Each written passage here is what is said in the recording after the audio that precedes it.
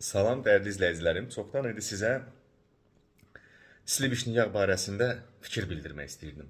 Baxın, belə bir sliviçni masla, sliviçni yağın. Mən indi sizə göstərəcəm əsl sliviçni yağ nətər olur. Baxın, fikir verin. Bunu belə kəsif.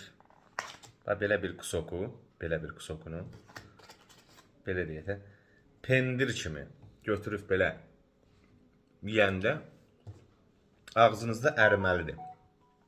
Bunu qoyduq bir qırağa. İndi isə mən sizə göstərəcəm suda nətər olacaqdır. Bircə dəqiqə. Baxın, zəhmət olmasa, bax.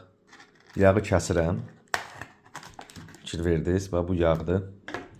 Mən bu yağı götürüb qoyuram bu suya.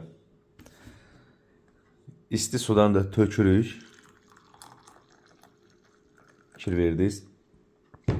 Görün, indi nətər ərimək təri nədir, tərkibində yağın da sliviçni yağ nətər olur, onu siz burada görəcəksiniz. Bir dəqiqə, qoyun tam ərisin. Və görürsünüz, nə xlopyalar olur. Azmaz da olmalıdır. Bax, gördünüz, əridi. Bax, bu sliviçni yağdır.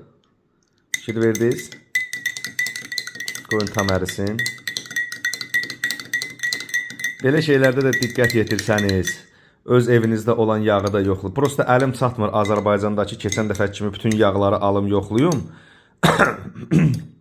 Bu videonun altında olacaqdır link. Yağları necə yoxlanmışdım. Bax, fikir verdiniz, su nətər oldu. Ayranlı. Baxın, bu sliviçni. Gözəl sliviçni yağı, keyfiyyətli yağ belə olur. Fikir verdiniz, qaymaq kimi üzə yığıldı. Elə bil südün üzündədir.